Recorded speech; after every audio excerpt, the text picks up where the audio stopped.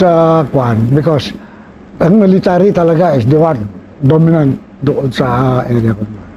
And there were instances na talagang, ano ba ito, talagang some hated, merong grupo na kwan na military na pinakwan ko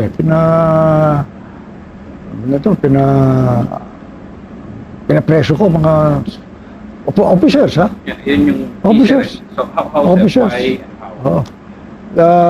Pag-iino, di pis na nga eh. So they go to a tienda, tindahan ba? Inuman niya, mamaya magugulo sila. Yung mga gano'n, yung pumatay ng yung mga may-ari ng tindahan, pinakaw ko. Ngayon. Kaya lang, hindi, in fact, pina-execute ko eh. Hindi tinuloy, pinagalitan ko yung military, ano na. Sabi ko ba, kanya, paparing squad mo yan. Kwento, tinyente. Tsaka dalawang sundalo. Pinapapiring squad ko. Hindi yung military tribunal headed by dati kong deputy commander yun eh. Siya ang head ng military tribunal. Sabi ko, you get them, find them guilty and have them executed. Inakakay ko, no? Pa-execute ko doon para makita ng mga tao. So Hindi executed. Tinrest lang. Tulog yung mga yun. The military there, I always tell them that be sure that you behave in your relation with the civilians. Kaya more often than not, I make the battalion civil relations people ng battalions to relate with the civilian population. Sila ang pinagkukuhan ko na to talk with them all the time, ganyan, especially during the rehabilitation and reconstruction. Yung R&R na noon. Talagang, I think the military did well at that time. The battalions did very well. Dapat PC ang nagkukan nito eh. Ang nagkukan nito because they're supposed to be the people close to the civilians. But ang ginamit ko more yung mga battalions na kuhan. Especially yung mga ibang commanders ko are also non-PMAers, yung mga ibang company commanders. Na sila pinagre-relate ko to the civilians. Did you feel you gained the trust of the civilians through that, sir? Yes. We were able to get the trust of the civilians at that time. No. Hindi masyadong sa amin yung mga civilian. Except yung sinasabi ko nga pina-execute ko. Yun lang ang incident na nagkuhan sa akin. Kung in-execute siguro, di matutuwa yung mga tao. Tutuwa yung mga, hindi na-execute eh. Pero ako talagang galit na galit ako. Dahil, imagine, pinukpok yung matanda pa yung kuhan. Galit. Lasing yung mga, tapos na operation eh. Peace time natin. Nag-kuhan sila. Ano ko yung mga yun talaga. Well, we were able to do something there in Mindanao. Yeah, when I So my last is that being charged with the protective role of the people, then you must remember always that the chain of command does not end with the president. That is start the president. It starts with the people. You know. The president is merely the agent of the people to control the military. But the president, the commander-in-chief, remember, the commander-in-chief abuses his power, then the people should be the one to look into that. Hindi, ang kwan dyan kasi is that if the people really knows the commander-in-chief is using its power beyond what it is supposed to do, just what is happening right now, then the military should step in. Because the military is the agent of the people. It's not the agent of the commander-in-chief. The commander-in-chief is merely the agent of the people to use the military to protect the people. But when the people is abused, then the people have to look into that, have to step in. to prevent the abuse of the commander-in-chief. Yun ang kinukuha ko lagi. So, well, of May course. confusion kasi sir, may Huh? confusion. Kaya nga, it's not a confusion. It is not. The upper leadership kasi is that it caters to the commander-in-chief. It does not cater to the role that it is supposed to do for the people. It caters only to what the commander-in-chief wants to do. Hindi ganun eh. How was it back then, sir, during your time? During our time, ako, I argue with Marcos. Ako, I remember, I am the only one who argues. I relieved generals. When I was commander, I relieved generals. It is not, kaya nagagalit sa akin si Ber. Because si Ber galit sa akin pag kinukuha ko, kinakastig ko yung mga generals. Nagagalit sa akin because but to me, I am the one responsible for the generals in the army because I am the chief of the army. See? If you're not doing what you're supposed to do, kaya nang ginawa ko kay Kano, I relieve him. Ganyan. Relieve ko from the positions. Tapos tatawag lang si Ber sa akin, bakit mo linilive? Di palitan mo ng tao mo. Sige, you change him with another one. You choose. But be sure the one you choose follows my orders. Ganun lang. And back then, sir, you had such a power-based. That is why sinasabi ko, nag-away pa kami ng Enrile as commander, as national siya, as the defense secretary. No. Even ano ito, even si presidente, nung pinapa niya yung sa Cotabato, sa Magano binigyan niya ako ng order to get these people out. Sabi ko, I cannot do that. It's not just like that. Sabi ko, gano'n. You give me time. I will do that. I will be the one to go there myself. That's why I went there myself to Magano. Gano'n ang kwan. That is why the president, si Marcos, talagang hanga sa akin. Used to be my assistant who produced the different aspects of the revitalization. This is the modernization program without gaining much money from the budget. It is our own budget that tried to produce a modernization, a revitalization of the Philippine Army. Oh, so that program, nung naalis na ako after my 5 years in the Army, nakalimutan ng mga Ramas who followed me. Ramas was more connected with the Malacanang kay Ber. Ako, I was independent. Even during the time of Marcos, nagkukuha kami na Marcos minsan, nagdidebate kami dalawa. Pero sila Ramas caters to the First Lady, to Ber, kaya kung ano sabihin ng mga yun, ano. I don't. I was there. What I was saying is that if you are on the field, you are a field commander, you must be allowed to implement what you wish to implement in order to succeed in your responsibility as a field commander. When I was in CENTCOM, as I wrote there also, the chief of staff has always been interfering in my work. What I was saying, if you give me a responsibility, I will take that responsibility. But do not make me just a peon. Just a peon. Don't make just a peon na ganito gawin mo, no. Because I know better, I am on the ground, and you are here in headquarters. You do not know what is happening on the ground. Ako ang nasa ground. I am there, and I know what is happening. So I know better than the people upstairs. Even the President of the Philippines, I know better than the President of the Philippines because I am there operating.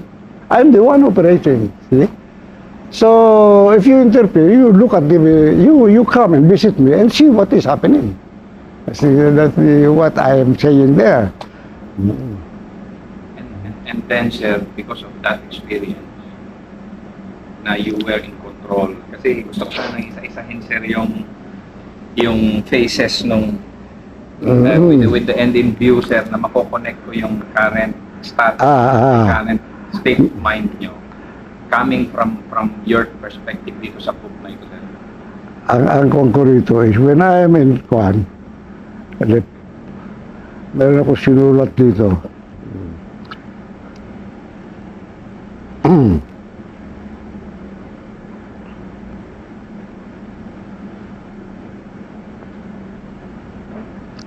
At that time, when I was commander there, the governors, the Muslims, who were in cahoot with the MNLF at that time, were when we operated, they left their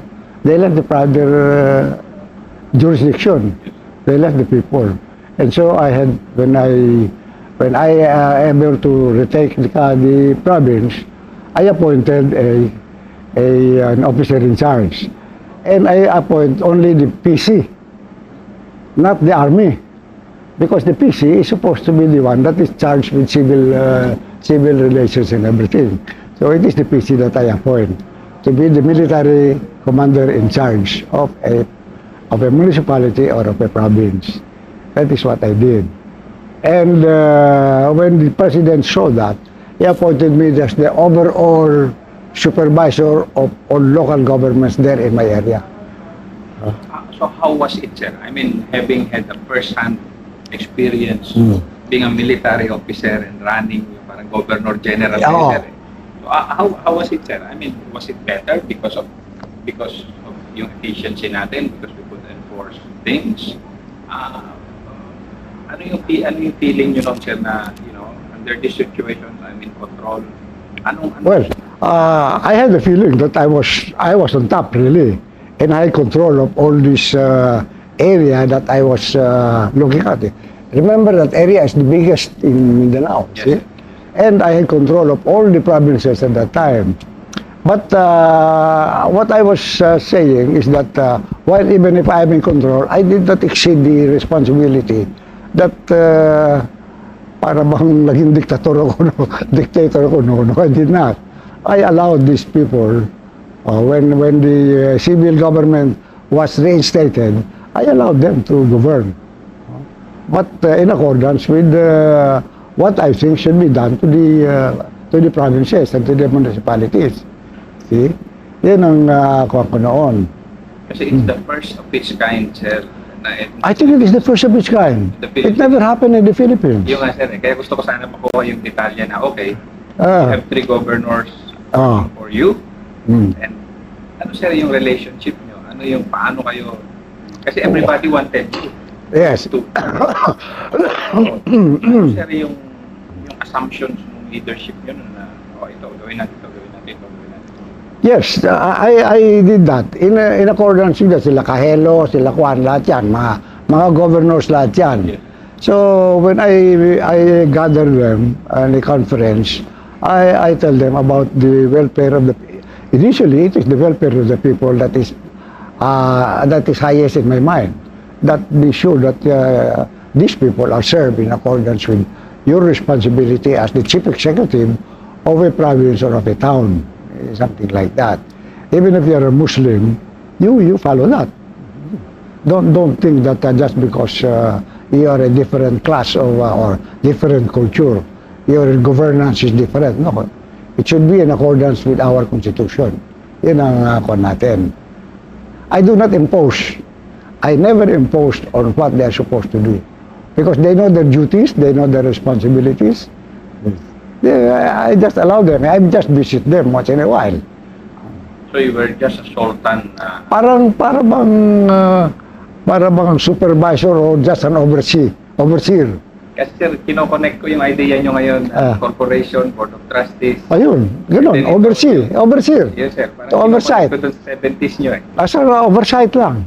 Okay. Nakuha na ng Muslim. Nakuha na ng Muslim sir. So could you parallelism, sir, okay, so what did you do first? Yeah, what I did, okay, yeah, supposed to be what is going to happen if I were on top now. Parang Ganon. Kunin natin yung Cotabato experience nyo, because yun. I think yun yung enlightening thing about Hindi ko Cotabato experience. I was, as I was saying, that nung nagtakbuhan yung mga governors, the Muslims, pinalitan ko muna sila ng mga militar ng Kwan, ng civil, si PC, Philippine Constabulary, as the military commanders in charge. But to continue with the peace and order and the administration of the town or the province, to continue with that until such time that the president orders me to reinstate the governor or the mayor to be reinstated. There were several times na pina-reinstate ni Marcos sa akin yung mga yon. Dahil lang puntahan dun sa kanya yung mga yung mga Muslim. Alam mo na, politician yan, si Marcos. So, i-reinstate mo yan.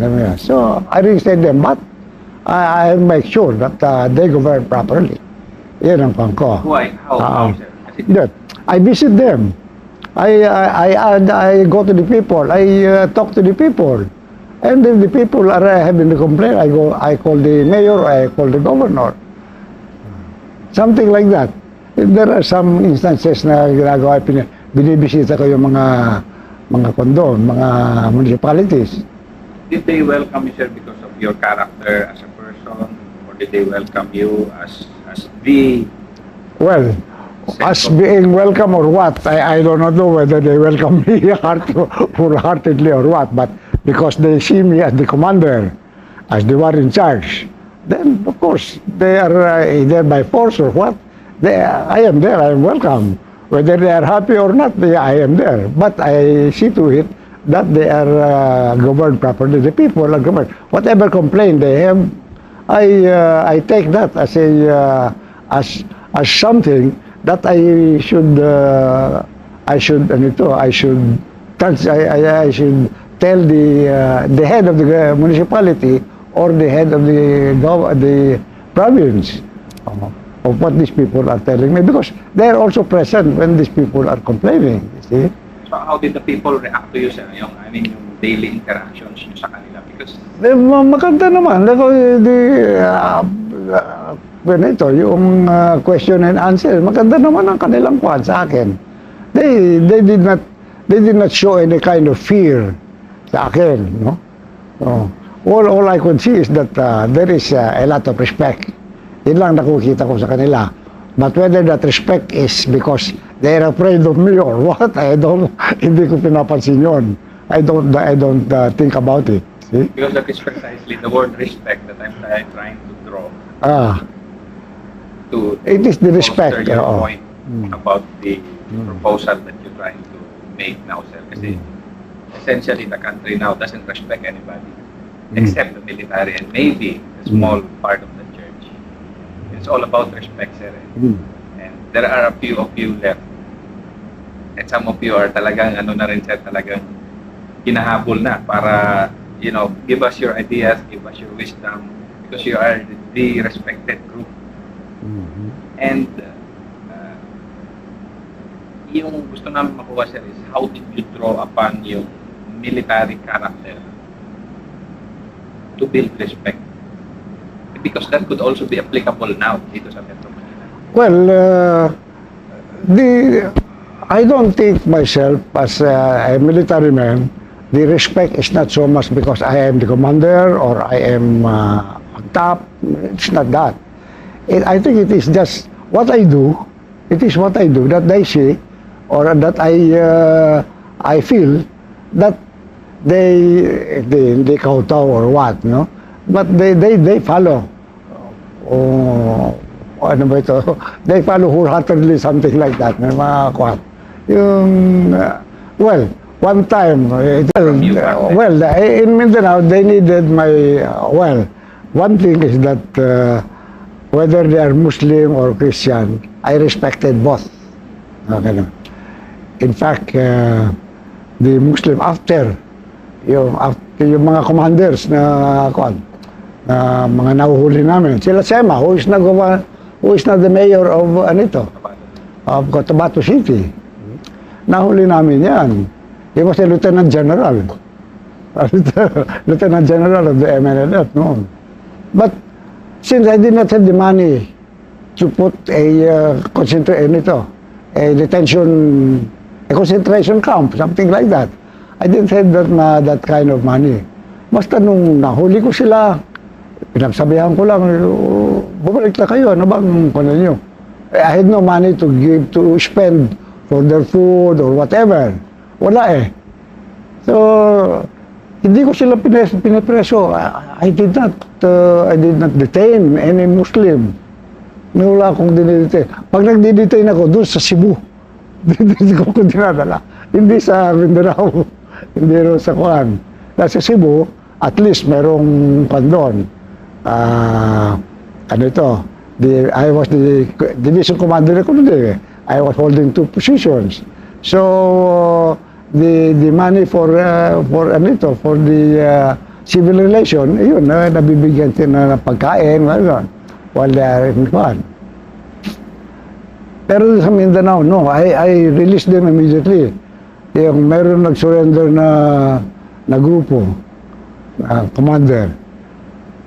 Lahat sila nagpan. So, nung pinesend sa akin, I just talked to them. Okay? I talked to them, what do you need? You know? They asked me for livelihood, ganyan. So, nag-scrounge kami for livelihood, money for livelihood. Ito palang, I forgot the name of that guy. I think, who became mayor of Sultan Kudarat town.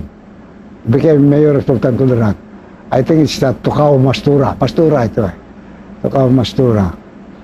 Yeah. He was a commander of a group that surrendered. So I talked to them and they asked for livelihood. So I gave livelihood for these people, whatever they wanted. Ito pala, itong batang ito, every time I give him money for these people, kinuha niya, kiniklear niya sa akin. Kiniklear niya sa staff ko. Hindi basta, sinasabi lang na staff sa akin. Kiniklear. Yung pala, kuhan nito, yung anong tawag doon sa mga kuhan, sa mga biyahe,